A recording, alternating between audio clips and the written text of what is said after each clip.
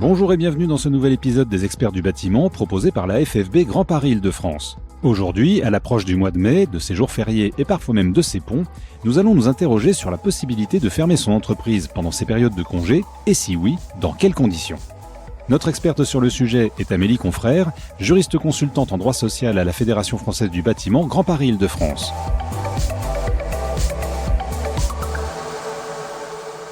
Bonjour Amélie et merci d'être avec nous. Bonjour à tous, je suis ravie d'être avec vous. Alors pour aborder notre sujet, pouvez-vous nous dire s'il existe une différence entre la fermeture d'une entreprise pour une période de congé payé et une fermeture à l'occasion d'un pont ?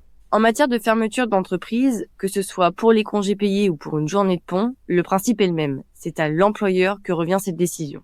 Toutefois, cette décision reste très encadrée juridiquement et ne laisse aucune place à l'improvisation pour l'employeur. En tout état de cause, ces deux modalités de fermeture d'entreprise ne nécessitent pas de recueillir l'accord préalable de chaque salarié de l'entreprise, de quoi enlever une épine du pied à l'employeur. Quelle procédure doit suivre l'employeur pour imposer la fermeture de l'entreprise pour congé payé ?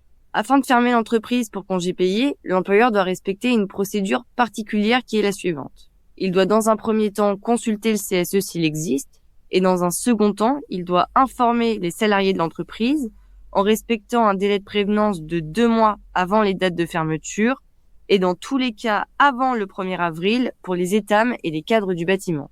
L'information des salariés doit-elle respecter une forme spécifique ? Cette information à destination des salariés peut prendre plusieurs formes, par voie d'affichage ou par le biais d'un document remis aux salariés.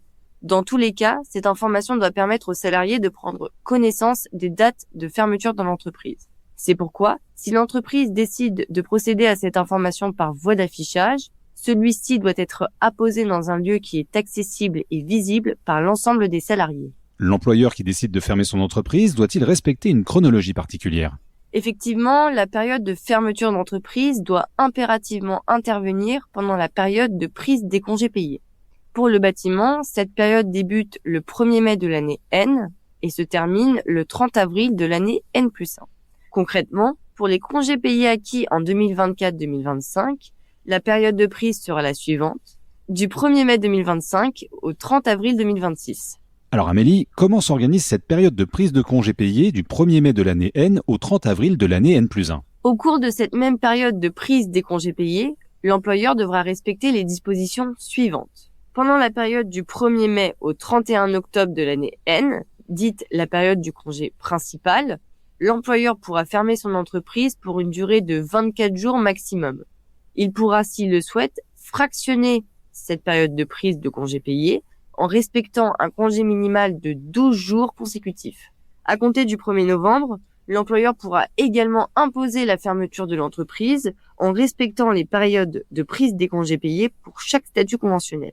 Soit pour les ouvriers du 1er novembre au 31 mars de l'année N+1 et pour les étames et les cadres du 1er novembre de l'année N au 30 avril de l'année N+1.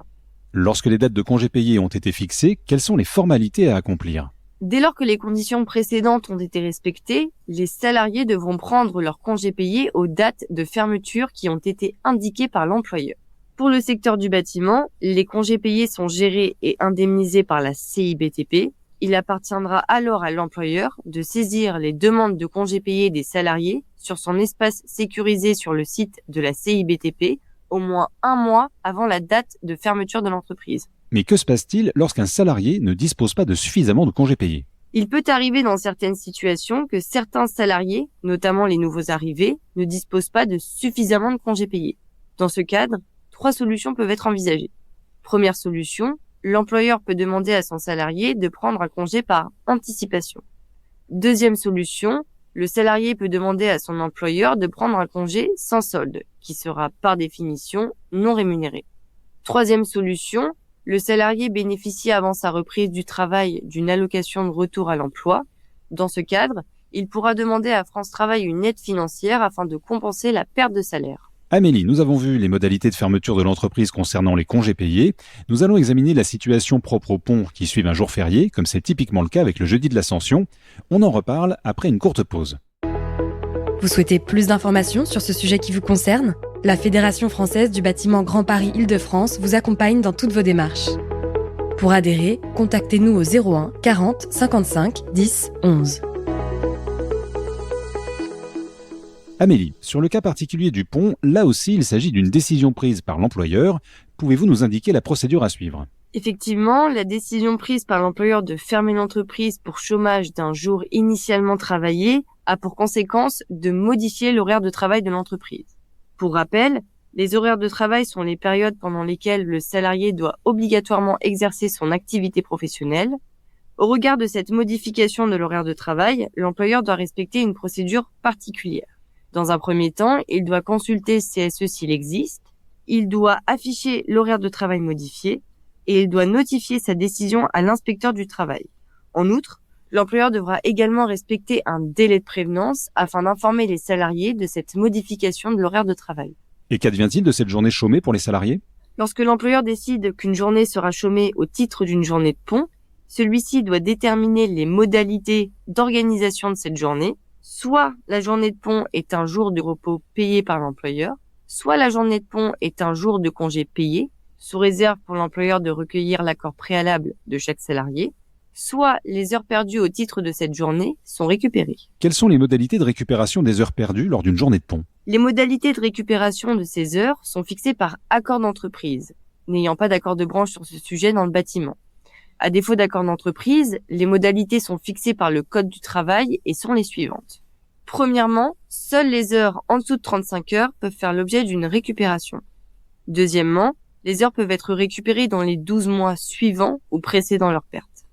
Troisièmement, les heures perdues ne peuvent être réparties uniformément sur toute l'année, ni augmenter la durée du travail de l'entreprise de plus d'1 heure par jour, ni de plus de 8 heures par semaine. Là aussi, y a-t-il une procédure particulière à respecter ? De la même manière que pour la journée de pont, la récupération des heures constitue une modification de l'horaire de travail de l'entreprise. Dans ce cadre, l'employeur devra respecter la procédure énoncée précédemment, c'est-à-dire consulter le CSE s'il existe, afficher l'horaire de travail modifié et informer l'inspecteur du travail de cette récupération des heures et de ses modalités. Pour toute autre question ou précision à ce sujet, les entreprises adhérentes à la FFB Grand Paris Île-de-France peuvent contacter la permanence de droit social au 01 40 55 11 10. Merci beaucoup Amélie de nous avoir éclairé sur les conditions de fermeture d'une entreprise pendant les congés payés et pour une journée de pont. C'est la fin de cet épisode des Experts du bâtiment. Merci d'être fidèle à ce rendez-vous que vous retrouvez sur toutes les plateformes d'écoute de podcasts comme Deezer, Spotify ou Apple Podcast. Abonnez-vous gratuitement pour ne manquer aucun numéro et si l'émission vous plaît, parlez-en autour de vous. Je vous donne rendez-vous très bientôt pour un nouvel épisode des Experts du bâtiment.